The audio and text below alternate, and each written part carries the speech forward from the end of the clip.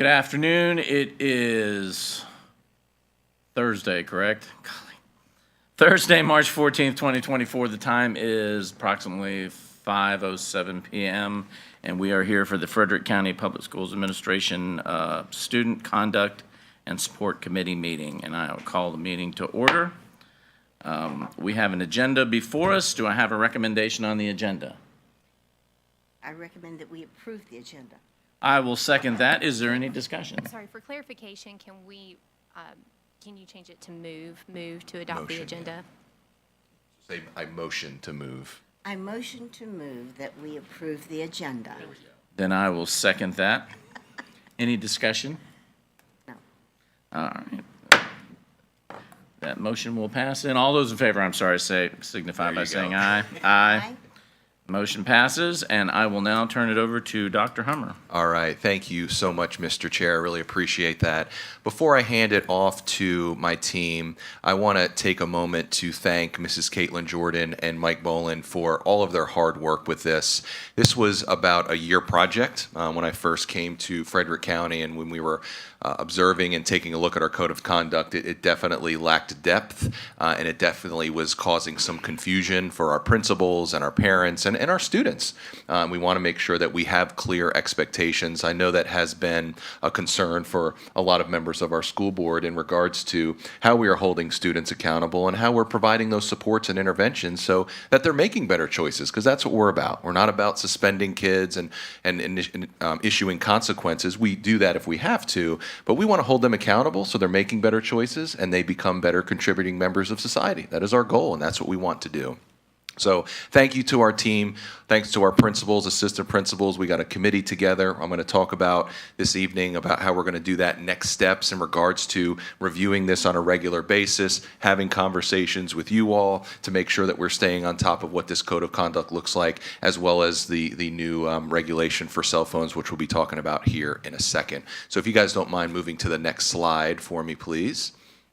So this evening, we are going to discuss the Code of Conduct review and implementation. We're also going to talk about training and next steps. This is a big deal. It's not just about checking a box saying, yes, we have a code of conduct. We want to make sure that everybody understands. So we are going to be having training sessions with our staff, with our principals. We're going to be reaching out to our parents of making sure they fully understand, as well as our students. It's going to be very important that we do that. So we're going to get very intentional. And then for the much anticipated, I know there was a lot of questions from a lot of board members about cell phone policies and regulations. So we're going to talk about that today as well. We did a lot of seeking of information and feedback from not only parents and staff, but of students. So we have some feedback from students as well, and we have a recommendation of what we're going to do with next steps with this cell phone regulation. So at this point, there are no items that are going to the full board for approval. This is for information, and we're going to explain that throughout. And please, we are going to take, as normal, intentional pauses to see if there's any questions from any board members, and we will go from there. So with that, I will hand it off to Mr. Mike Boland, and thank you, Mr. Chair. Thank you, sir. Thank you. Thank you, Dr. Hummer. What I'd like to review with you today or present to you today is a review of our code of conduct and the implementation, some of the next steps that we will talk about in training, and then Ms. Jordan will talk to you some about the proposed cell phone regulations. The mic, we can't hear.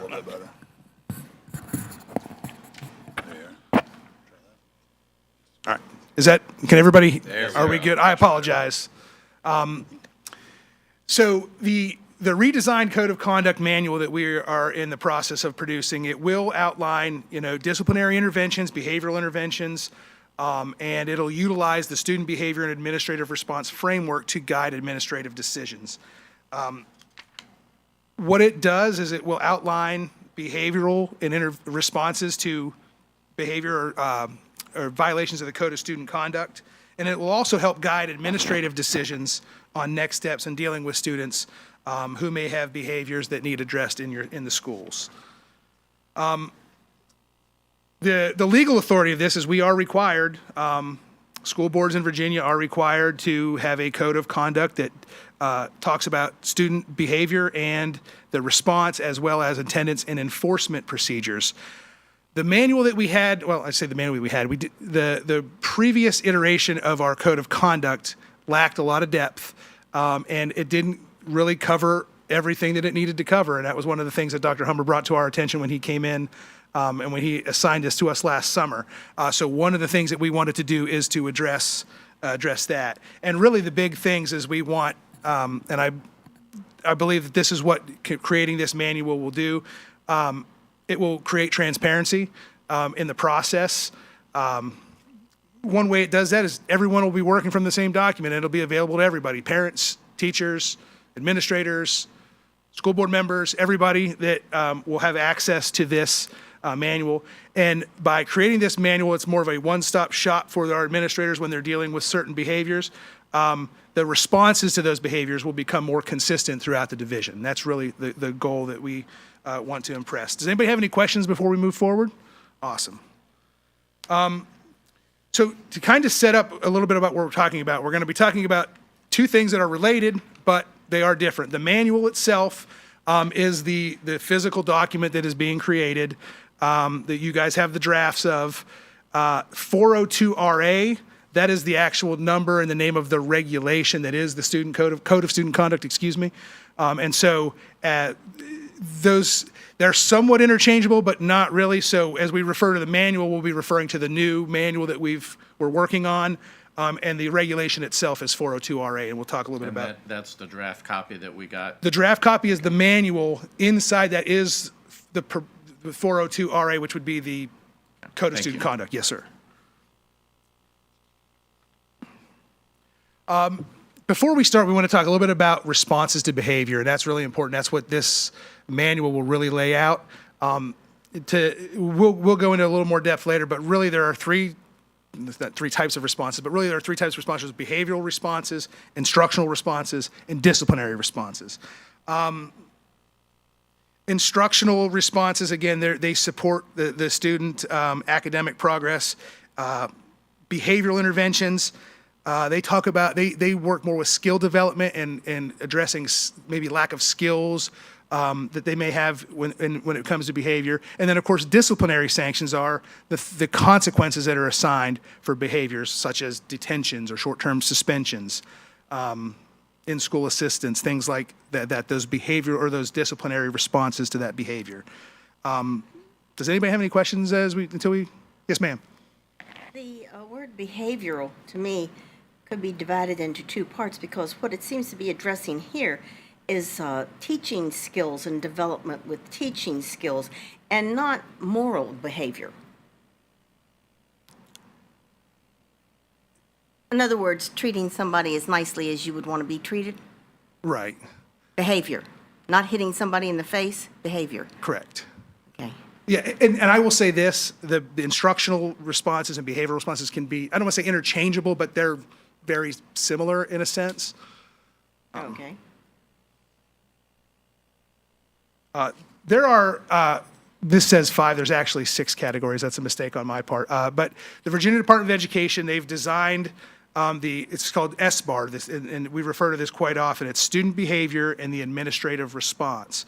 And they break down behavior into 5 categories. I want to briefly touch on these and provide a little bit of context about what we are talking about. So some of the behavioral categories that you'll see when there's an event or a response to some sort of behavior or a disciplinary consequence assigned, an administrator there's 6 categories that they can fall into. The first is behaviors that impede academic progress.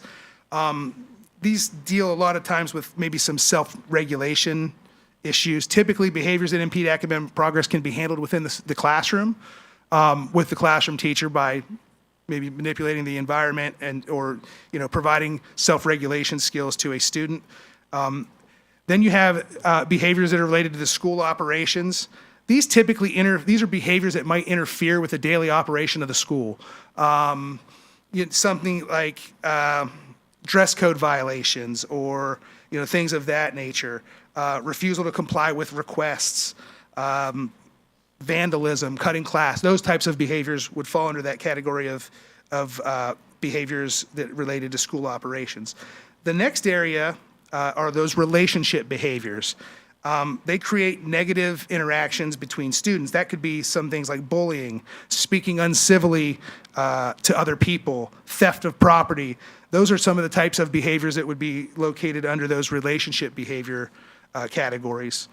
Then we have some maybe more significant categories. That they're behaviors that present a safety concern. These could be possessing alcohol, drug paraphernalia. Sometimes bullying that might continue after intervention would be considered a behavior that poses a safety concern. Causing substantial disturbances in the school, leaving school without permission. These types of behaviors would fall under those categories. The next behavioral category is the behaviors that do endanger self or others. Those types of behaviors that would fall in that category were fighting, assault, possessing illegal drugs, threats, things of that nature. And then you have what are considered persistently dangerous behaviors. These are the most significant behaviors that we deal with. They're very rare that we would have to use what we call a PD code, but these are usually violent criminal offenses that would happen at school. Again, it's pretty rare here, but they, from time to time, we do have a PD code that we would need to use. Question for you. Yes, sir. You just said at school. I guess, now, what if these, something happens at a bus stop? Great question. Because I know when my daughter was attacked and she defended herself years ago at the bus stop, she ended up getting suspended when she was attacked for something that didn't happen on school grounds. So are we encompassing the bus stop, the to and from? Is that included in all Correct. this? Yes, Correct. sir. Yes, sir. And in some instances, if a student gets off of the bus, they are still our responsibility until they actually get to their home. So we actually have had some situations where a student got off of the bus, they're walking home, and they got into an altercation, and it was still within our jurisdiction because they weren't home. So it's a case by case. It's not every situation, but yes, in some instances, it is our responsibility and jurisdiction. Yes. So if a parent was to see a student trying to destroy a bus stop, would that fall under these types of things? It could. I think it would depend. I'm not exactly sure. I think it would probably depend on the timing of it and then like who owns the property itself. But maybe you could. I'm not exactly. It is. It's hard to give a blanket yes or no. It's going to be very fact specific, which most of our disciplinary, any incidents that you would have, these behavioral categories are going to just be very fact specific. So it depends. Okay, and that's fine. I understand. And this is also this information, these categories is how we report our state data every year. We are required to report behavioral data, discipline data to the state, and these are the categories that we report them in. And so that's another part of this as well, is that these are all reported to the state at the end of the year within these categories. But again, does anybody have any other questions? I guess I appreciate your question about the behavior categories. I just want to provide a little bit of context about where this is go for later as we chat. Mr. Boland. I'm sorry. That's okay. What if this violent behavior or offense doesn't occur at school, but occurs outside of school, but yet we understand that this person is and can be volatile? Thank you, ma'am. That's a great question. So there is state law, and I can get you I can actually show it to you. I don't have that on me, but that deals there's what they're called they're reportable crimes. There are certain things. I believe there are 13 of them that if a student commits these crimes, regardless of where they occur, the school division can take action for safety reasons. Typically, those would be firearm violations. The ones that we see, I guess, sometimes might be that's pretty rare for a firearm violation. Felonious assault. If they're charged with a felony assault, then we can take action to protect students in the division, place them in an alternative placement until their hearing or their court situation is settled. So yes, if kids are committing violent crimes outside of school, the school division absolutely can, and it is included in our new manual what we can take action against. But typically what happens is court services will share with us, they share with the superintendent the information that the student has been charged with one of those crimes that fit one of those penal codes, it's the 18.2 section. And then he'll forward that to me, and then we review with the principal. If we determine that there's a significant safety issue, then we do not permit them to return until that safety issue has been resolved. And to add to that, Mr. Chair, if I may, and that's a great question, Linda, or Mrs. Martin, excuse me, is the state has a code that they are required to report those to us. So there is a code that if a student has violated the law in some form or fashion, they have to report it to us, and then we make the determination of what the consequence will be in school because of whatever they did in the community. So, Do you have that code number with you, 18.2, I have it. It's actually in 22.1 22.1? dash 279.3:1. Thank you. You're welcome. Yeah, and I apologize. It does refer to 18.2, and I apologize. It is in, education code is the 22 section. It is in there, but it does refer to those codes for those specific criminal acts that they might have alleged to have committed and Thank that we you. have to take action against. Again, that doesn't happen frequently, but we do deal with it from time to time, and we do have to take action. I just kind of want to run you through what an administrator what their mindset might be or what their process might be when they're dealing with a disciplinary event. I have two slides that I want to talk to you. So sometimes administrators will respond to behavior in a classroom. A teacher reports a behavior. They've tried to work with the student. Maybe they're not getting the results that they feel they need, and then they feel that they need a little administrative support. So that is one thing that administrators will deal with through the code of conduct. Another one is they may receive information about something that might have happened or something that happened in a school or something that happened to a student. It might not be a classroom-related event, but it is an event that could be a violation of the code of conduct. So typically, and again, this is a loose, kind of a quick kind of overview of how an administrator would respond to this.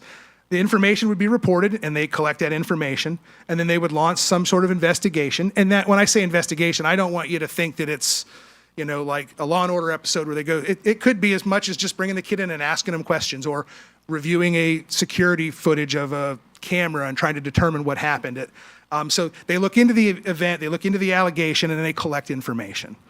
Once they have enough information and they feel like there might be a violation of the code of conduct, they discuss that response with the student, and they may determine that it is a violation of this particular code, and they have to give a consequence. Typically, they're going to be paired a behavioral intervention with a disciplinary consequence. And then when those things happen, they obviously talk to the student. They give the student their due process. The student has an opportunity to present information on their behalf to talk about the allegation, or they can choose not to talk. It's really up to them. But once the administrator they've determined that there is a violation of the code of conduct, they will reference the code of conduct itself and then the student behavior and administrative response codes that go along with that, and then they make a determination about a sanction. Then the event is documented in our student information system, which is Infinite Campus. We contact parents, and then they talk about those next steps. So that's typically how an administrator will respond to, I know that was a very quick explanation, how they respond to information that they get. And I'll kind of run you through a scenario here in a couple minutes to hopefully help you kind of understand what the mindset might be as they deal with situations within the school. Very similar, again, if a teacher has an issue in the classroom with a student. Typically, the teacher will discuss that behavior with the student. They may write a written referral to the administrator. Then the administrator meets with the student, talk about the behavior. They determine if there is a code of conduct violation. Then they talk about maybe a disciplinary response and a behavioral response. And then again, they're going to document the information, contact parents, and have follow-up. I'm going to kind of walk you through what that might look like in an actual situation, but does anybody have any kind of, I know that was a quick overview. Does anybody have any questions about typically how they're going to get information, they're going to investigate the information, and then they're going to take some sort of action, and then they're going to communicate with families. That's typically Mr. Chair, if I can add something to this one. This is probably where we get a majority of our questions is from staff in the classroom. And making sure that when we redirect behaviors and when we're working with students to make better choices, it doesn't fall on one person in that building, and it doesn't fall on just the principal or the administrators or the counselors. It's everybody. And we understand and fully get that our teachers have a lot on their plates. And adding one more thing can add for a stressful day teaching your classroom, but there is a responsibility on the teacher to make sure that students are making good choices in the classroom, so making sure they have good classroom management skills, making sure they are redirecting the student, because the one thing that we want to avoid is that any time a student makes a bad choice or does something that needs to be redirected, it's not an automatic referral to the office, because that's not going to teach the student anything. And for some of our students, they see that, and now it's going to turn into an avoidance thing, and they're just going to continue to do whatever they were going to do. So the reason I share all that with you is there is definitely some room for improvement here. I think we can definitely, as we talk through the next steps with the implementation of this, is talk through some training and talk through some support and making sure that we're giving the teachers the right resources, because in some instances, based on some of our classroom sizes, is potentially adding additional staff to some of our classrooms, especially for our larger class sizes, and working through that, because if we want to make sure that we are intervening at the time of a situation, removing the student, just sending them to the office, that's not helping the situation. But if we have the right classroom management skills, our teachers are prepared to help with those interventions, that is our goal, because when the student is removed, regardless of what they're doing, it's impacting the instruction for that student, and it is impacting them being able to make progress in the curriculum for that given year or that given class. So just some things that we're thinking through, and we definitely want to work with principals and staff in regards to what that looks like. But we do hear this, and I know you guys hear it too. We'll hear from a teacher that says the administrator's not doing anything, or there wasn't a consequence, or the student comes back the next day. And we respect that, because that's perception, and we want to be able to support the teachers and support our administrators when they're implementing what to do in those situations. So just want to make sure you're aware, because this is one we're definitely analyzing and trying to get better at. So thank you, Mr. Chair.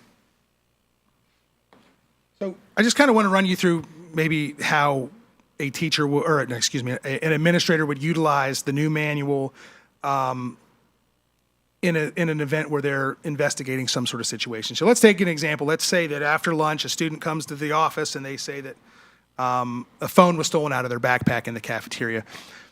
Theft of property is not something we deal with a ton, but it does happen from time to time, and it does pose an issue. We do need to investigate that.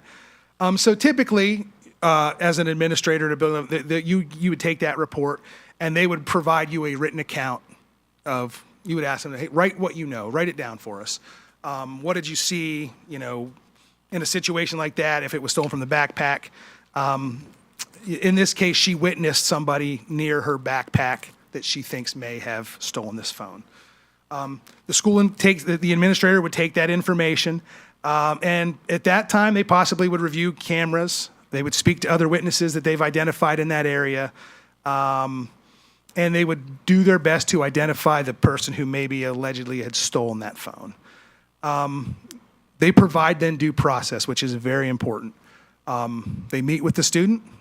They give that student an opportunity to explain why they may have this phone, or that they believe that they have this phone and that it doesn't belong to them and it could be stolen.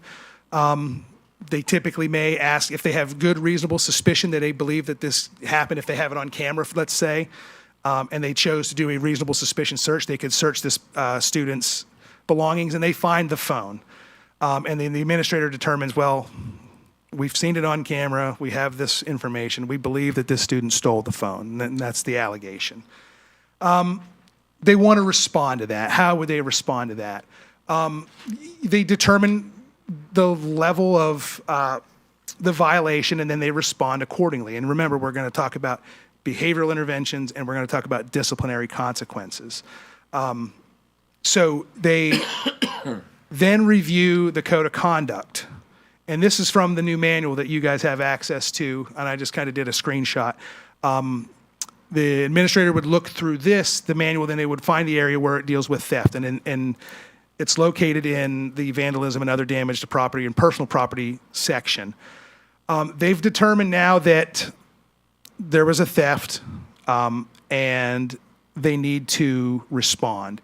So then they look down, they would go into the code of conduct, and they would locate that section, and then under there are the possible codes that you can use to determine the response.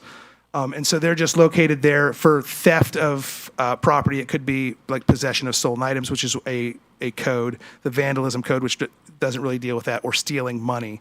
Those are the codes that are available. That they don't all fit for theft, but they all fit under that section. So the administrator then, I think I have these. I had those. I apologize. I had those slides out of order. When an administrator is dealing with a student who has violated the code of student conduct, here are some things that they do want to consider: the age of the student and the developmental level of that student. That's very important in determining your next steps.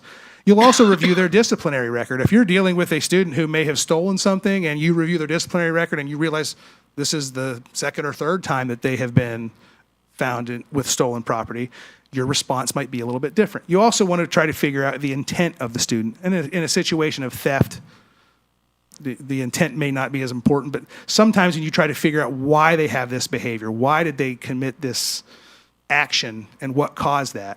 And then you think about, you want to be forward thinking and you want to be proactive. So you want to think about interventions that could deter future infractions of similar infractions. And then, you also want to think, what supports can the school offer? And then you want to reference the code of conduct. So let's say that they reviewed the information, the student's previous disciplinary history, and they determined that this violation would be a level 3 response.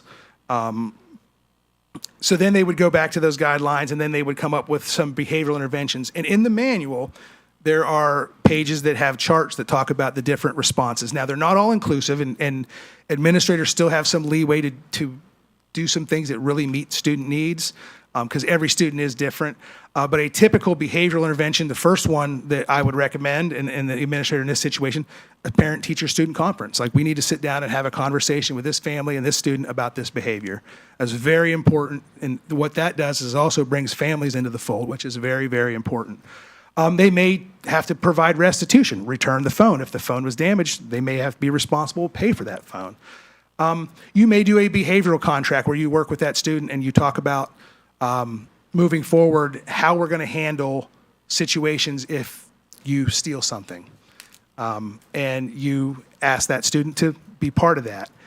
You may also refer them to their counselor to talk about the impacts of theft and how that affects the victims of theft. But in a situation like this too, you probably need a disciplinary consequence because they violated the code of conduct pretty significantly. They stole. And so one of the disciplinary consequences for this type of response could be a 1 to 3 day short-term suspension. And so the administrator would then go back to the guidelines, make a determination about maybe suspending that student for a couple days from school. Not that, like, and Dr. Hummer said, we're not always about suspending kids, but there are times, we tell you, that we do have to respond pretty significantly. In a situation like that, that is how an administrator may respond. Do you guys have any questions about, I know I just dumped a lot of information on you. I feel like I talked too fast, but if you guys, I want to slow down and take some questions if you guys have them.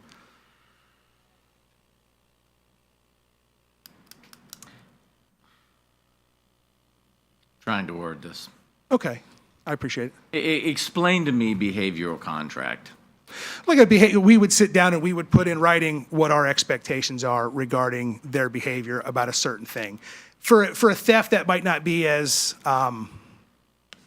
appropriate, but let's say that we have a student who is disruptive in class. They may come up with a contract that if we do these things for this certain amount of time, that this would be the response from the teacher. And it could be multiple things that they want to work for. Does that make sense? It would. It does, but the only reason I question it, and these are some of the things that were told to me during the campaign, and I cannot give you facts, dates, and times, but teachers telling me that the kid throws a chair and the kid's told, if you behave for the next 30 days, we're going to give you a pizza party. I don't want a behavioral contract to be something like that, is what I guess where I'm going with this. I understand. Yeah, I got you. They typically would not. Yeah, no, It would not be like and that. you've mentioned that to me before, and I appreciate that, Mr. Chair. And there are behavior plans, there are behavior contracts, because again, we're responsible for redirecting that student. If a student makes a bad choice, and then there is a pizza party a month later, we're not in the business of consequencing students beyond what the consequence already was. If the student already went through a 3-day suspension, we already had the parent-teacher conference, the student was remorseful, and they've learned from that, and they haven't made any mistakes, yes, of course, they're going to be part of the class and what they're doing. However, if there continues to be consequences, and there continues to be no remorse, and there continues to be numerous days of suspension, then sure, there are going to be additional things that we're going to do. But as the theme of what we're talking about is, a lot of these are case by case. And a lot of these, there are variables and details that sometimes we are not allowed to share with parents, such as, did the student have a disability? Or are there other circumstances that we're not able to share? We can share generalities, but but the one thing that I will encourage, though, if there is a situation that does need to be reconsidered, ask. And I share that with the constituents, I share that with parents, and our administrators want to be able to address those as well. If they feel like something isn't done correctly, we want to be able to address that. So they are case by case, but those behavior contracts are not a way to over reward a student. It is to make sure that they are following through with what they are expected to do, and it's more of another way of holding them accountable. And I understand that. I'm not trying to beat a dead horse here, but granted, this ain't jail, but I've seen that in the past where inmates, and I'm not comparing kids to inmates, so please don't scream and yell, but inmate so-and-so, if you'll stop acting like a jerk, we'll give you this back, we'll give you this back, you give you this back, and then 5 minutes after inmate so-and-so got that and that and that back because they were going to give him, he did the same things again. So when I see behavioral contract, I just want to make sure we're not going to the point of, now, Timmy, if you don't do this no more, we're going to give you everything you wanted. That started this. That's where I was just going with it. So Sure. that's why I asked for clarification. I don't know what word it could be, but I think we need to come up with a better word than contract. It does give me a moment of pause when I see it. Mr. Chair. Ma'am. Mr. Rowland, is there a way that we could see a de-identified behavioral contract that's written up for, so that we would have a frame of reference? Is that possible?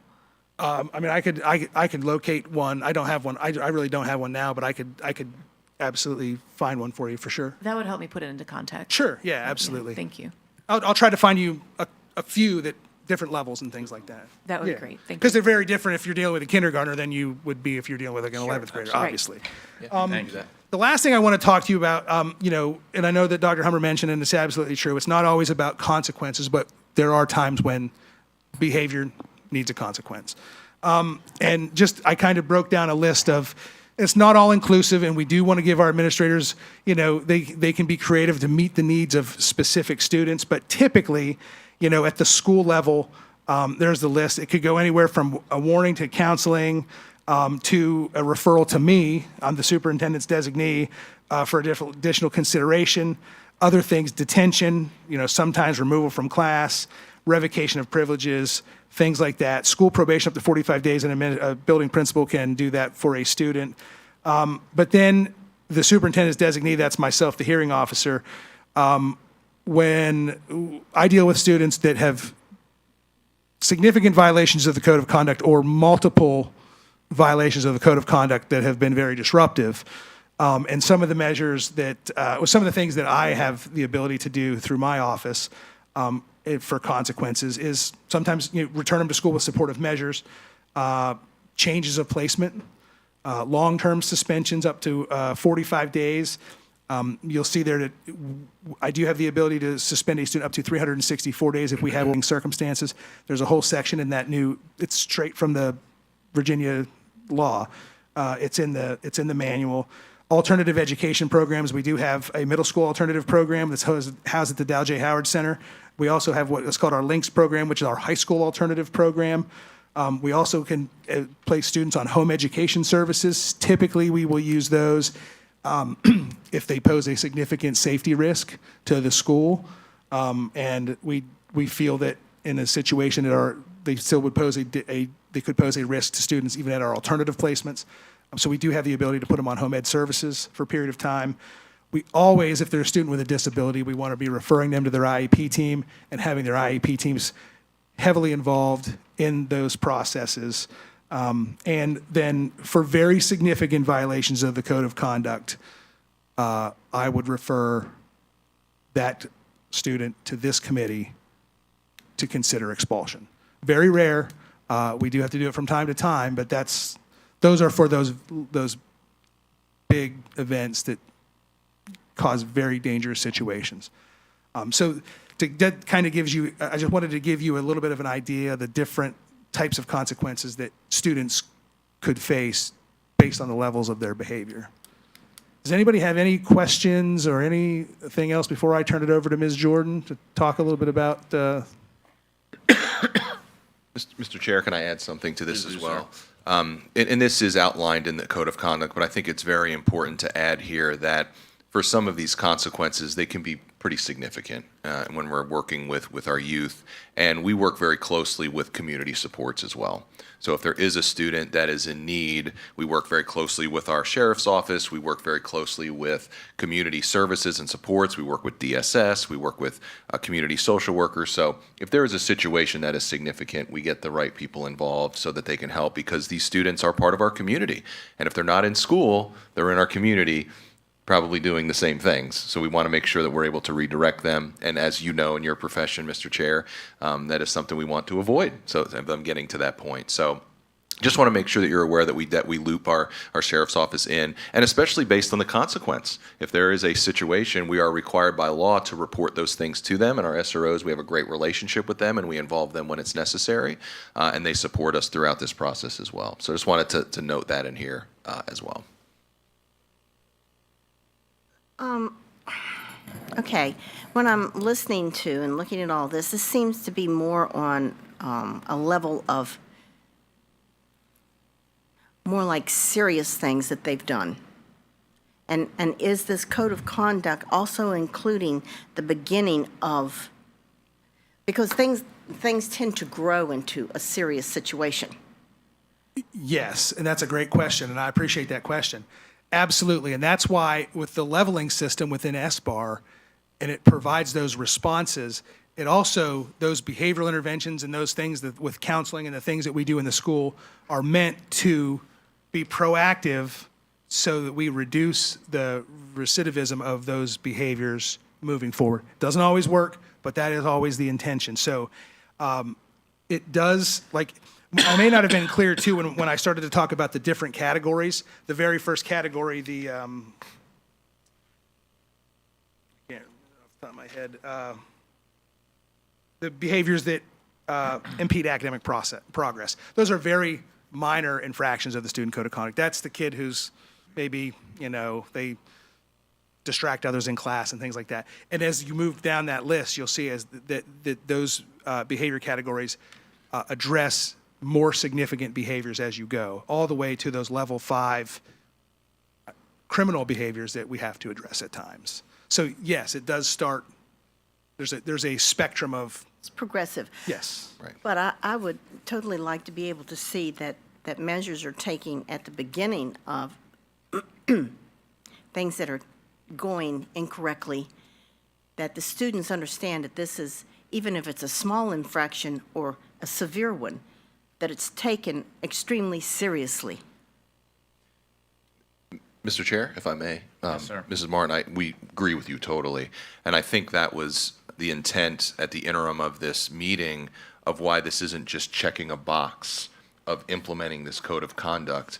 There is going to be numerous expectations that we will be training staff, principals, who then will be training their staff, who then will have meetings with their student body. So that it's all across. the board. Correct. Expectations, that's the whole intent of this, is to make sure that we are establishing expectations for our students.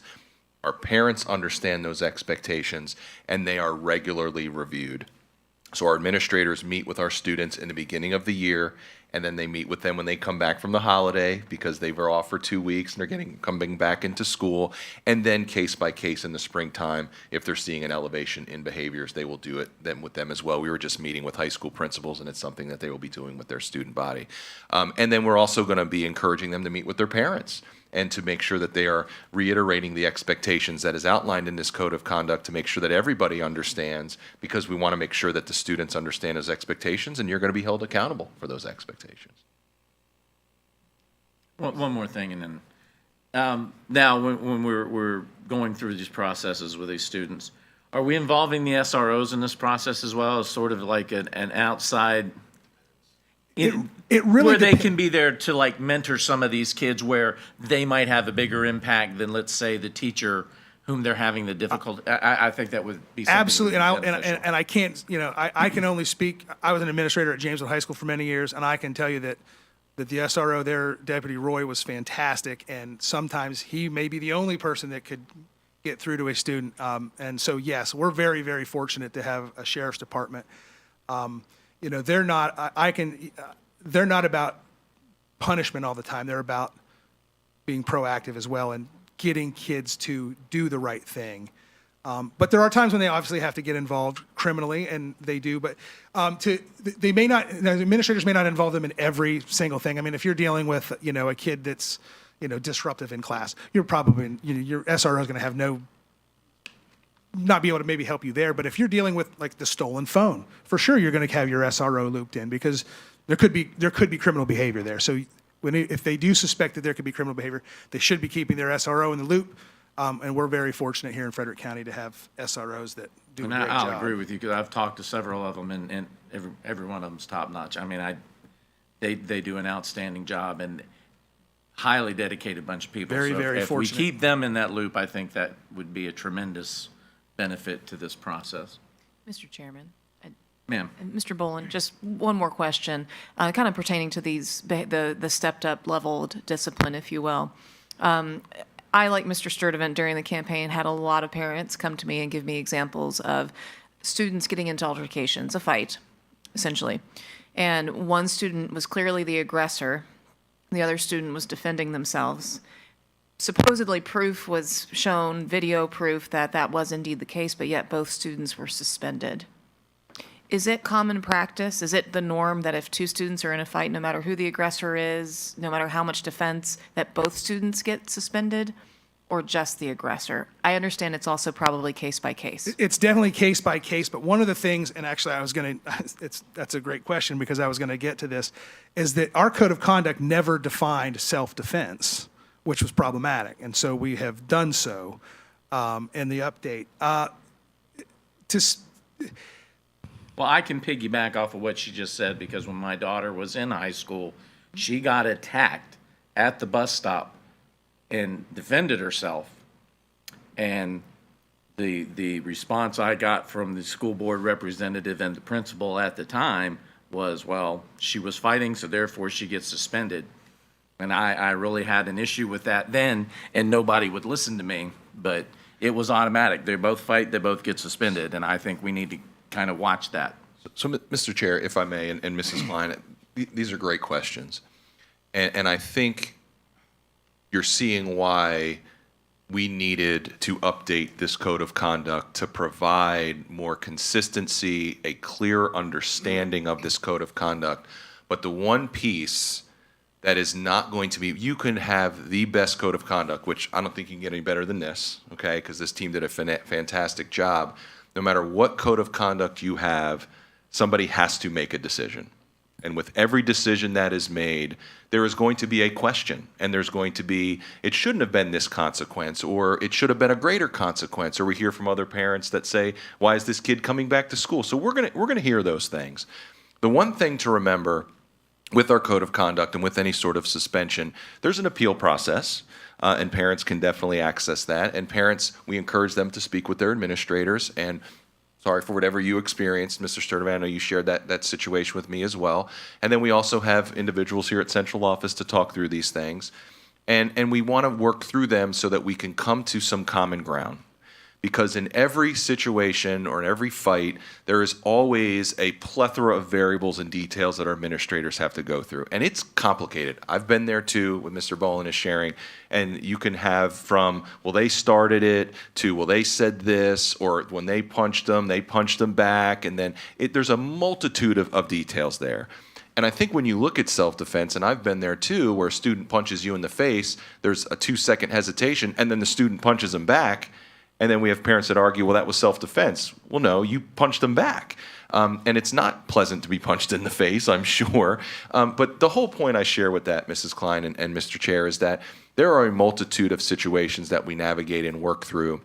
And I'm sure there probably were decisions that wasn't the right decision by a principal, and there's decisions that we've made, but we learn from those and we work through those, because nobody's perfect. And this thing we cannot remove that human element from here, so we want to work through that. But also, we want to know where we can get better. And if there are instances and situations where a situation was not handled correctly, that's why we have an appeal process. That's why we're encouraging parents to reach out and work with us and talk to you, to talk to us, so that we can get better. And there is probably a plethora of situations where we probably could have made a better decision, and we want to know that so we can learn from it. But all these situations are case by case. There is no clear-cut, zero tolerance. You're in a fight. You both get the same number of days. Like that does not happen. And if it does, we need to fix that, because there are going to be case-by-case scenarios. Now, another situation is if you have a mutual fight and there's really no way to prove that it was started by one person versus the other, but it was a tussle, it's difficult for an administrator to make that call, especially when they look at videos and when you see who started what, and one student says they started it, the other student says they started it. You can't pick favorites, and it puts us more in a difficult situation, and then just follow the appeal process if a parent wants to appeal. So to say all that to say, we want to know about these situations so we can get better. These decisions are complicated and they can be very difficult at times. But number 3, and I've had these conversations with parents as an administrator and as a central office employee, is that our job and responsibility is to redirect behaviors. And we want to make sure that our students are learning from those behaviors. And a lot of times the focus goes right towards what the consequence is and if it's fair, if it's unfair. At the end of the day, if a student's involved with something, we want to make sure that they're redirected and they don't make that behavior or engage in what they shouldn't have at all the time. So we got to work through that, and we got to figure out a way to do that. So if there ever is a situation or a constituent reaches out, please let us know, and then we can work through that, and then we can definitely discuss how we can get better, or we can discuss why it was issued. But thank you for that, because that's something we want to get better at. So as you guys review this new manual, you're going to see some new regulations in there that for some reason were not part of there prior to, which was problematic. One is on PDA, which is public displays of affection. Another one is trespassing, although in our policy, it does say that trespassing is not okay. We didn't have a regulation for it. And I can't, if you ask me why, I can't answer that question, but we will. Another one is the unauthorized possession of portable communications devices, which Ms. Jordan's going to talk to you about. And then we also put in the definition of self-defense. So it is defined in our code of conduct. So if a student claims, I'm defending myself, there's some thresholds that they need to meet. And I don't know exactly, it's not participating in the lead up thing. Yeah, a student may be without fault in provoking in the bringing on the fight or the incident, have reasonably feared under the circumstances as they appeared to the individual that they were in danger of being harmed, and then have no more force than was reasonably necessary to protect them from the threat of harm. So that's in there, and it's from the state. It's defined. So now when a student says, I was defending myself, we have thresholds to meet. Prior to, I'm assuming it was just kind of the administrator's discretion, which maybe ended up in the results that was maybe unfair to your child. And so it's in there, and that's very important that we have that. The next steps that we will take, there's a training every year where the state gives out the updates to the discipline codes, the responses. The intention is for a group of us, we'll go to that every year.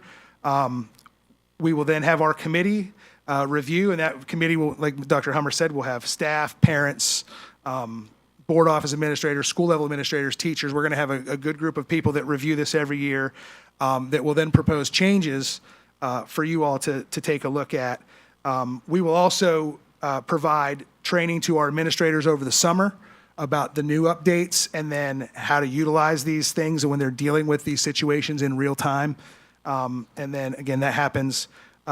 Then when teachers come back, the administrators will meet with their staffs to talk about updates of the code of conduct and changes and things that have come. So that's the next steps in review and training of staff, students, staff and students. Ms. Jordan?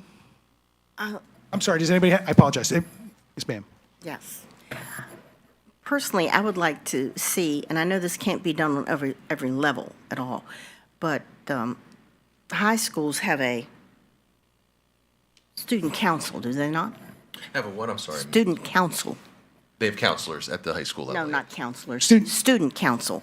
A Yeah. group of students. Yeah, Student Government Association, I'm yeah. sorry, yes. Okay.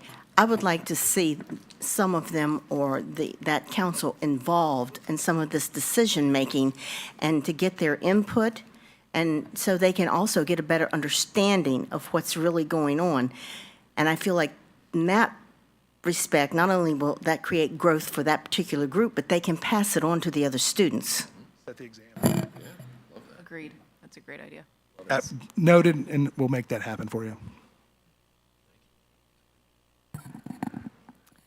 All right, good evening, Mr. Chair, board members, and Dr. Hummer. Thanks for the opportunity to talk to you a little bit about what we've been doing in regards to looking at reviewing our cell phone policy. So I know Mr. Boland just talked to you about the code of conduct, and currently cell phones are not addressed in our code of conduct. They are housed specifically in 219P, which is our policy, and 219R. We are going to be changing that. As he mentioned, we're going to be adding the unauthorized use of portable communication devices, which includes cell phones. We're going to be adding that to our code of conduct. But we did want to just highlight for you what our current policy and regulation are. So 219P essentially gives the superintendent the authority to create regulations regarding the use of cell phones and other communication devices. That current regulation is outlined in 219R, and I wanted to highlight a couple of the main points from our current policy. One, it does prohibit cell phone use during instructional time, but it allows cell phone use during non-instructional time, and it points to non-instructional time being things like lunch, going to class, before and after school activities in the school bus. However, what it does not currently do is it does not define what instructional time is at all, and it does not define what non-instructional time is within the classroom setting, which, based on the data we've collected, is where a lot of these issues are occurring. So we want to take a look and alter our cell phone policy to make our regulation that better and it more effectively addresses our student cell phone use within the school for the benefit of our staff as well as our students. And so in order to do this, we didn't want to just start by crafting a regulation. We wanted to really do a deep dive in trying to collect information about what's specifically going on in Frederick County Public Schools. And so what we did is we issued 4 surveys. We issued one to all administrators at all levels, and then we issued surveys to secondary level students, teachers, and parents. And we're going to highlight some of those results for you tonight from each survey, and then provide you a framework of what we think the new regulation will look like based on that information. So to start with, we're going to go with the administrator survey results. And like I said, we wanted to issue this to all levels. So it included all administrators at elementary schools, middle schools, and high schools. And the reason we wanted to do that is to really have a better understanding of where the problems were. We didn't want to assume. We received 23 responses. 12 of those responses were from elementary administrators, 5 were from middle school, and 6 were from high school. And you will sort of recognize a pattern here. 1 out of the 12 indicated that there was a problem with cell phones at the elementary level. 11 administrators said there was not.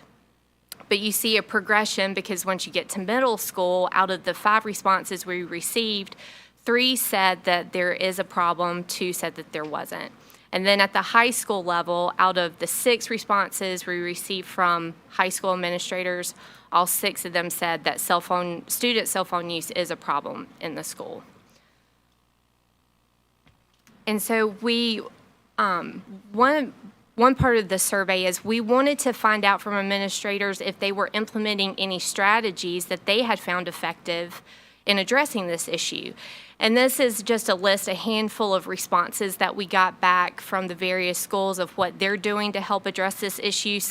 Most of these were repeated throughout the answers, but just wanted to give you an idea of what our administrators are currently doing to help with student cell phone use.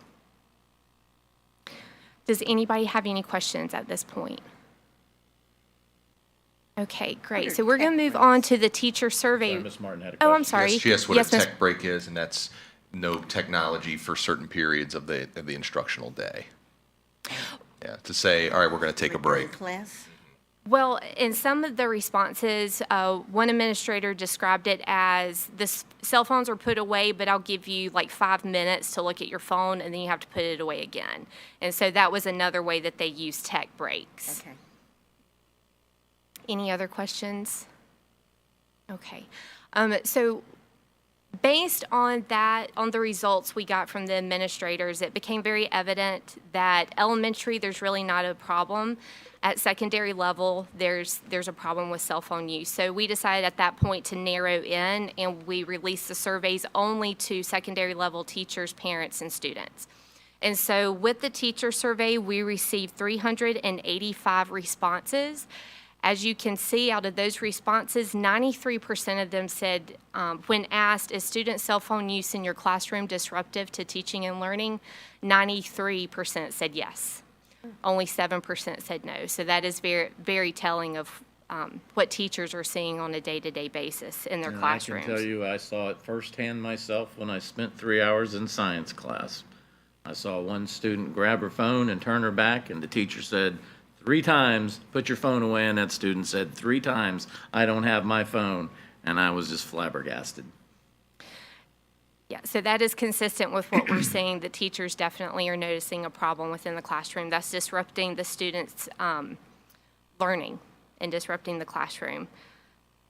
And so what we wanted to do as part of the survey, because based on when we were preparing for the survey and really looking at the student code of conduct and talking about how we could change the cell phone regulation and what it might look like, there were 2 things that kept coming to the surface based on our research, looking at what other jurisdictions were doing, and then also things we were hearing from staff before the surveys were issued.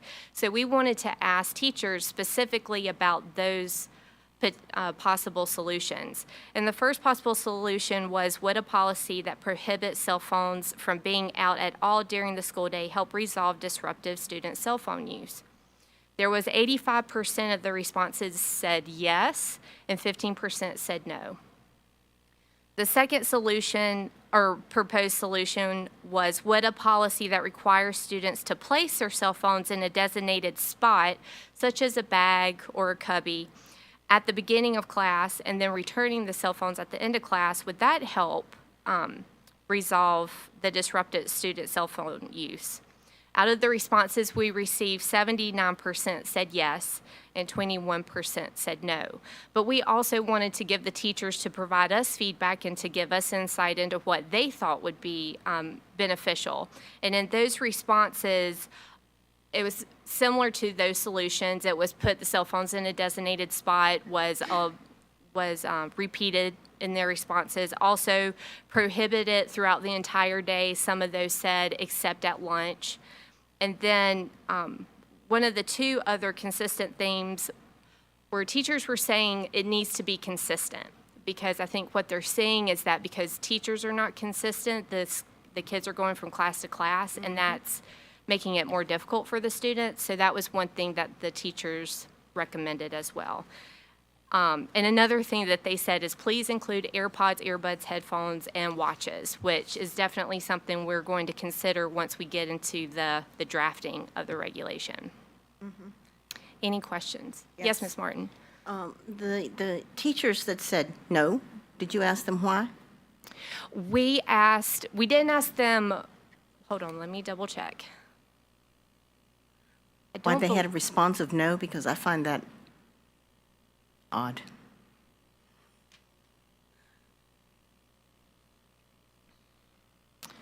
Hold on, I have it here. We didn't ask them to explain why they said no. We just offered them an opportunity to give us feedback about what they thought would resolve the issue. I wanted to check and make sure we didn't leave that open-ended, and we didn't in the survey. Any other questions? All right, so the next survey we're going to look at is our students, which you will notice is very different than what we saw from the teachers. Again, this survey was only sent out to secondary level students. We received a total of 1,233 responses. And out of those responses, you'll see here a total of 92 disagreed at some level that their cell phone use during class interferes with their learning. They didn't think that that was correct. Only 8% agreed on some level that it did interfere with their learning, which I found very, very interesting. Well, of course they didn't think it interfered. I'm not surprised. I mean, seriously, the group. Look at the group. They don't want to give up their cell phones. That was consistent with the feedback that we got from the students. But again, I will say there were some students who really provided a lot of positive or really well thought out recommendations, which we'll talk about in just a little bit. And I'm sorry, these students, now these are the middle and high school students, Middle and correct? high school students, yes, sir. Okay, so we also, part of the survey is we wanted to kind of narrow in and get more on a micro level and really kind of find out from the student's perspective what types of interference there might be occurring with their cell phone use. And so these were some of the questions that we asked. The first question was, do you miss information or instructions from your teacher due to your cell phone use in the classroom? And again, there was a resounding no. 1,106 students said that they did not miss information or instructions, and 118 said yes, they did. The next question was, do you not complete assignments because you're on your cell phone during class time? 1,134 students said no, and 95 students who responded said yes. But we also wanted to find out from our students if teachers were permitting them to use cell phone during the classroom, because we've also heard that some students are allowing this, and the number said 843 of the students said yes, their teacher did allow them to use cell phones, and 393 said no. And we did ask them, what does your teacher permit you to use your cell phone for? And the primary responses was mainly music, really during non-instructional time when they were doing their own independent work. Another consistent response was using my cell phone when my Chromebook is dead or I don't have it. And then just a few was for medical reasons and then also for reading. But those were some of the main responses that we received back from students as to why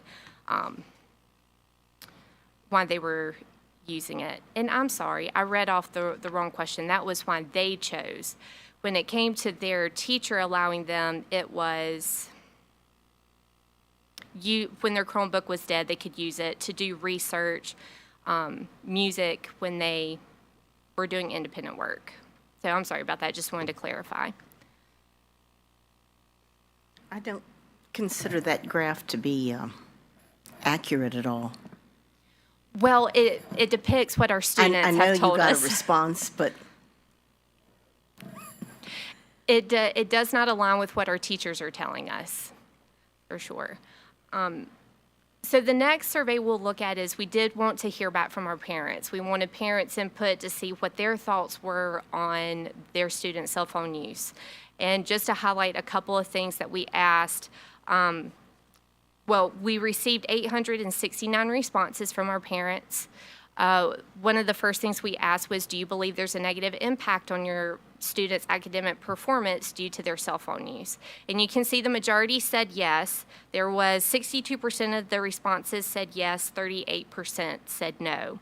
But then we also wanted to find out from our parents if they would support limiting or restricting their students' use during the school day. Again, the majority of the parents answered yes, they would. 74% said yes, and 26% of them said no. So any questions about the surveys? Okay. Was this survey put out to all of Frederick County parents, and that's all that responded?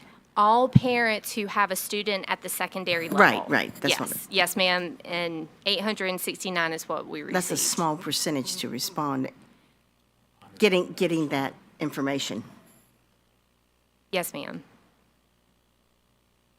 All right, so now that we received the data, we felt like we were in a much better place to actually come up with a framework of what we wanted the new cell phone regulation to actually look like based on the feedback we had received from all 4 groups of people. And we wanted to highlight for you really the 4 main points that we're looking at incorporating in the new regulation. The first thing is prohibiting cell phones from being out, essentially that cell phones shall be silent and put away during the school day. They will be permitted at certain times, and we want to clarify what those times are for our students. That would be during lunchtime, after school activities, and on the school bus.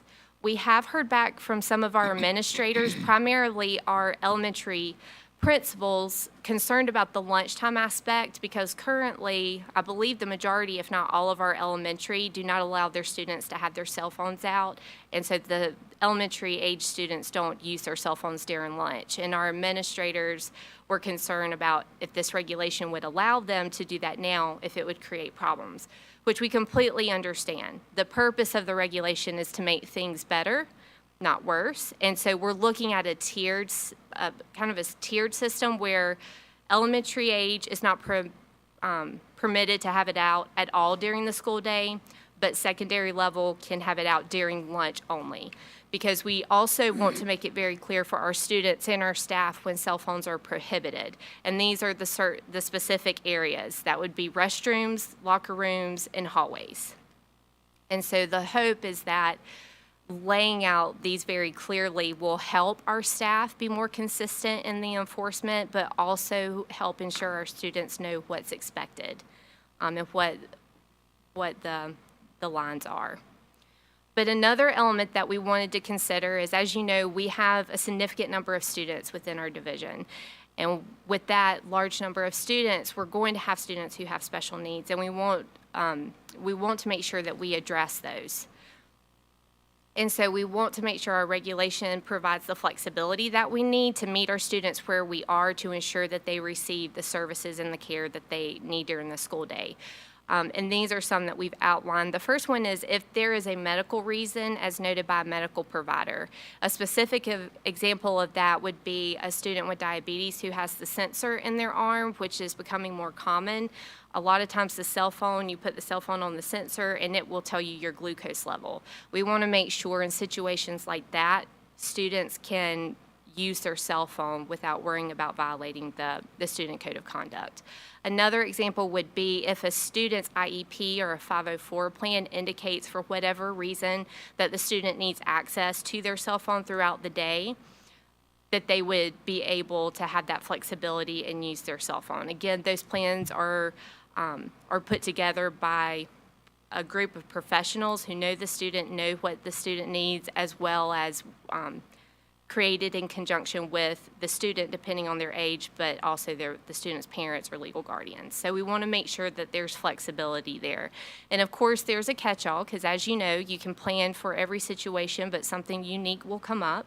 And we want to make sure that the regulation provides flexibility for situations where the student needs flexibility to use their phones. And I want to draw your attention, Mr. Chair, to that last one, appropriately authorized.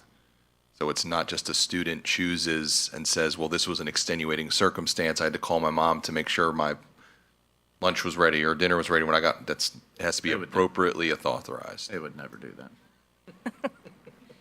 That's correct. We definitely want to put appropriate boundaries, but give our staff the flexibility to authorize when necessary. So is there any questions about this framework? I have one issue that I'm, and this is my thing, and I did talk to the school chair from Fluvanna and talked to him at length about his cell phone policy, which has been in practice now for several years, and I did write that up and gave it to Dr. Hummer. I'm going to say that I don't think they should have them out at lunch. I mean, at the beginning of this, I thought of just not in the school at all, which is what a lot of the teachers had told me, but I'm not prepared to do that.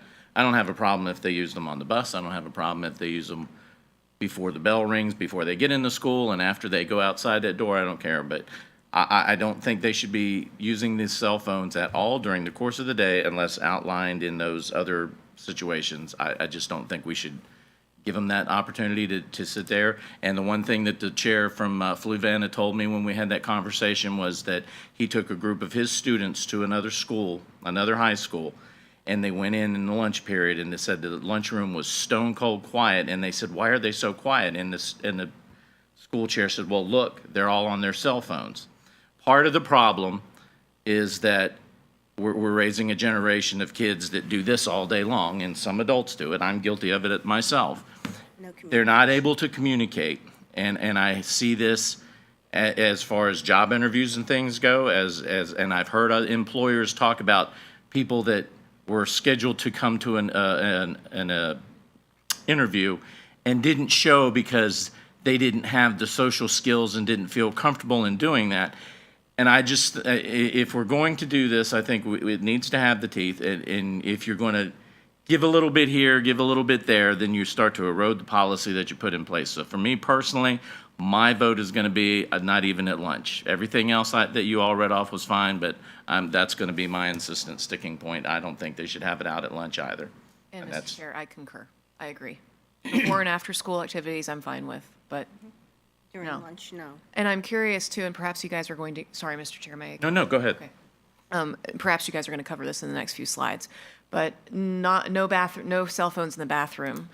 At Sharando, after talking with with Mrs. McCoy yesterday, she said a common problem at Sharando right now, because it is so overcrowded, is that the hallways are so crowded during class change that 30 to 40 people can very easily get into a bathroom, like flow into the bathroom. How are we going to regulate cell phone use in the bathroom? I'm curious Not. how that's going to be enforced. You'll have to live in So the if- classroom. So there's a couple things here. The first, if you can go back to the previous slide. All right, so a couple things that I want to draw to your attention, and I appreciate this conversation. At the end of the day, as the school board, you can implement whatever you desire to implement, but let's talk this out a little bit in regards to what this is going to look like for the school day, for not only for our administrators, but for our teachers. One of the things that we need to remember is that, as you mentioned, Mr. Chair, is that unfortunately we have students and adults that are addicted to these things. And anytime you're addicted to something, it could render some behaviors that we have to get ahead of. So the reason that we wanted to propose taking a look at lunch, and if the consensus is to remove it, we'll remove it. I want to be very clear on that. I just want to share with you why we added lunch on here, is because we don't want to create additional issues that our administrators and teachers are going to have to deal with. Secondly, regardless if lunch is on there or not, this is going to be additional work for our administrators, because when we tell our administrators to implement or do something, they do that. We as educators are very, very stringent when it comes to this is what we're expected to do, and we are going to do that. So this is one additional thing that they're going to have to do, because we live in a society that everybody has a cell phone. This isn't anything that we started as a school system or as public education, but we have to respond to it because it's coming into our schools. So that is the only reason that we left that on there.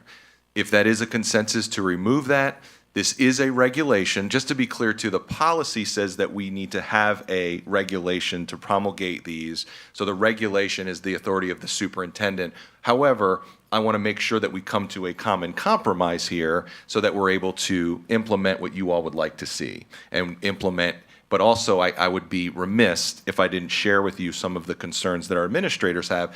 Our administrators agree with this. Our administrators agree that this is a distraction, and that is the number one reason that we are moving forward with this and being more stringent with this policy is because it's impacting instructional time. It is impacting attention span in classrooms. It's also adding to Mr. Boland's plate in regards to consequences. We just had a situation the other day, Mr. Chair, in regards to things going back and forth on social media. It's a problem, and we have to address it. So I just want to make sure, and I agree to an extent about ripping the Band-Aid off. I get that. But I also want to make sure that we are taking into account our administrators and what they're going to have to deal with through this. Because the other piece, too, is we need to involve the parents with this. And we're all guilty. You know, we're texting our kid at school saying, hey, how'd you do on that test? Or what time you coming home today? And if it's during the day, because our kids tell our administrators, I'm just texting my parent back, or I'm texting my mom back, or I'm texting my dad back. So and we do it too. So we can't blame the kids for that because we do it as well. So that's why I wanted to mention that. Never have. No, I feel like that is totally irresponsible of the parent to be doing that because that's a bad example. And I agree. I understand exactly where you're coming from. Yeah. And again, do not send me emails because I said kids were inmates, because this is not what I'm saying. But we had the same situation when we went from the old jail on Cameron Street to the new jail on at Fort Collier, where you leave here, you ain't smoking any more cigarettes in that new building. And that was a hard thing for people. I smoke myself, so I know how hard that was to give that up cold turkey. But we did it. Even the staff had to leave their cigarettes outside, and even the staff had to leave their cell phones outside while they were working their 12-hour shifts, those kinds of things. And I understand what you're saying, but the reason that I brought this policy up is because one of the things that was said about some of us during the campaign season last year was, well, they're not going to support the teachers. They're not going to do anything for the teachers. This is something the teachers have brought to us. Yeah. I can't tell you how many teachers have said, get these things. I've had teachers tell me they don't even want them in the building, and I'm not prepared to go that far because there are always contingencies that we can't plan out. I understand that. But I don't have a problem with ripping the Band-Aid off and saying no to lunch. But the thing that's going to happen, and again, I've seen the same thing with staff in the correction world. You've got this staff member that follows the rules and does what he or she is supposed to do, and then you got the next officer that comes in there and lets everybody get away with everything and doesn't do anything and makes it harder for everybody else. So if we implement this policy, then it needs to have the teeth with it, and the teachers need to get behind it because the majority of their peers are, and those it has to be adhered to. And I'm prepared as a school board chair to take the heat from whoever. I will stand behind anybody that enforces it because I think it's important. And Mr. Chair, just one more thing. And Dr. Hummer, I hear you, and I understand this is a change, and change management is an issue. All it's going to take, and I think in this, I cannot wait to get into this new manual and dig in to see exactly how we are going to be backing our teachers, because from what I have heard from you and others, we're going to be backing our teachers and giving them the teeth in this new manual revision. So to your point about lunch, I hear you, but I think it will take 1, 2, or 3 serious infractions with the administrators having now the tools to discipline, and I don't think we'll see a problem with it anymore. And to your point too, I understand there's addictions. I get it. I feel like that is one of those bridges we need to cross when we get to it. We have the resources. You spoke to me ad nauseum yesterday about our social workers and our psychologists' role in our schools. The way I see it, if we come across those students that are indeed addicted to this, just like they're addicted to any other illicit substance, they go to those counselors and those psychologists refer them out to the community resources, get the parents involved, and then we get the wraparound services for that student while keeping this policy in place. So that's where I stand. I still believe in getting rid of them during lunch. I just do. We've just received too much feedback in the pro to not do it. And as I mentioned, this is the direction that we were considering and proposing to move forward. That is not an issue. Like I said, I would be remiss because, and I agree with you, there is a level of service and support that we have at our buildings, but the other thing that we are dealing with is the lack of resources and supports in our buildings because of funding and adding additional staff. So I just want to make sure that we're all aware that this is going to be one more thing added to their plate, and saying it's not that they're not going to do it, and it's not that it's not something we can't handle. It's just we'll be able to handle it if we add on those additional resources and we get ahead of it with our administrators, our parents, and our students. Because that is the other thing too, and forgive me if Mr. Boland mentioned this, each of these would be implemented at the start of next school year. There's no way that we would be able to implement this right away with all the things that we have to do.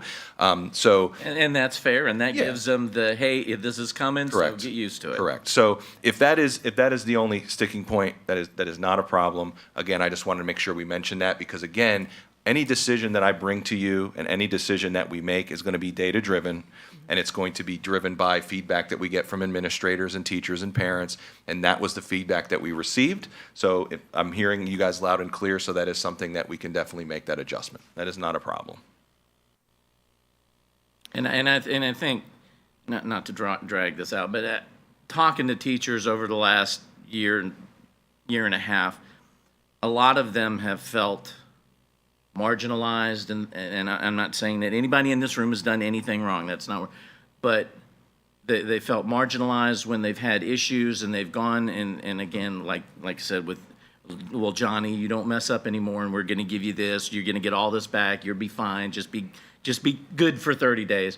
And I think Mr. Boland gave a very good presentation, and I think this thing will work, but it needs to be backed up not only by the teachers actually implementing it, but the people in the command staff structure and us up here, and those of us on the school board are going to back the teachers 100%, because at the end of the day, it's the teachers out there working and busting their tails every day that need our support. And I want to make sure that those teachers know that at least this person on this board, and I think I can speak for the other ones here, we're standing behind them 100%, and we've got their back. So we're going to give them the tools to do what they need to do. Yes. I also want to make sure that not only with the cell phones, but all through all of this, is that there are consequences to wrong behavior. Exactly. Consequences, not a hit on the wrist. There are consequences, so that children understand this, and that the teachers have the backing when they say, that's wrong, you go to the principal's office. They're respected for that. Yes, thank you for that feedback. And to clarify, these survey results, we actually just got them on Monday. So it is brand new information. We are going to continue, and that actually leads to my next slide. We're going to continue to gather input from stakeholders. For example, we want to hear from our administrators. Mr. Boland and I have a meeting scheduled with elementary level principals and secondary level principals on March 25th, and we've set aside time to hear back from them not only about the cell phone policy, but also the new student code of conduct manual as well. And so because the cell phone policy and the code of conduct will not be implemented to the start of next school year, we do have time to talk these things through, especially with our staff who, are boots on the ground, or the people who are addressing these issues day in and day out with our students. And so we'll continue to work with them and hear from them as well as the school board. But as far as our next steps, we'll continue to gather input. We will start drafting, now that we have this information, we will start drafting the new cell phone policy. And though, If I can correct the regulation. Right, yes, thank you, Please, Dr. yes. Hummer. It is the regulation. So as we mentioned, we're going to implement this in our student code of conduct. It will be under the heading unauthorized use of portable communication devices.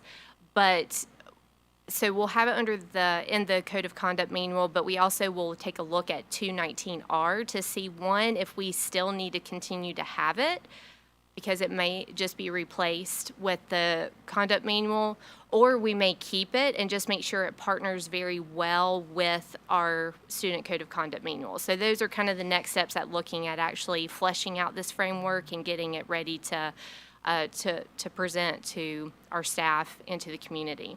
And so that leads to, we will, once it's finalized and ready to go, there will be training for our administrators who will then take it to their buildings and train, because we want to make sure, one, that staff are aware of what the new regulation is, but also that they're equipped to follow through with enforcement. And then, of course, we will communicate with the Frederick County community. We want to make sure that our students as well as our parents are aware of what the changes are and what the expectations will be come this new school year. And so that's how we plan to move forward at this point. But I'll be with that, I am done, but I'll be happy to have any more questions if you have any, and if not, I'll turn it back over to Dr. Hummer. Mr. Chair, if I can just make one more comment. So what, essentially to reiterate what Mrs. Jordan had mentioned, is we're going to continue to gather feedback. I've heard you all loud and clear in regards to the regulation. We're going to write that up. You will see that. For the feedback on that, as well as the feedback on the code of conduct, please send that along, as well as the other board members, and then we'll continue to collect that. I would say a good timeline date that we would need all feedback and input would be before June 6th. And the reason June 6th is that is our Summer Leadership Academy with our administrators, and we want to be able to share that with them. And then it will also give us an opportunity to support them with sharing this with the community so that we can prepare for the start of the school year in August. So June 6th would probably be a really good date for us to have all that finalized and just give feedback to Mr. Boland, Ms. Jordan, or myself, and then we'll continue to review that, and then we'll have conversations if necessary. Okay? Thank you, Mr. Chair. And I'm sorry, Mr. Chair, if I Yes, may. ma'am. The draft that you received in board docs of the manual, I just want to reiterate, it is a draft. We are still continuing to go through it, but as you can imagine, it has been a very extensive process. But we very much appreciate fresh eyes and feedback, but did want to make sure that you knew that that is a draft. It is not finalized. We're still working on it, but definitely look forward to hearing from you. Could I get a hard copy of that? Mrs. DeSantis will get you hard copies. If you'd like one, just work Yes, with her and thank she'll you. get it for you. Thank you all for all the work that you've done on this and the data collection and everything. Thank you. I know that takes time out of your day. It's very much appreciated. Thank you. Any other comments? If there's nothing else, can we have a movement to adjourn? I make a motion that we adjourn. I will second that. All in favor? Any discussion? All in favor signify by saying aye. Aye. We are adjourned.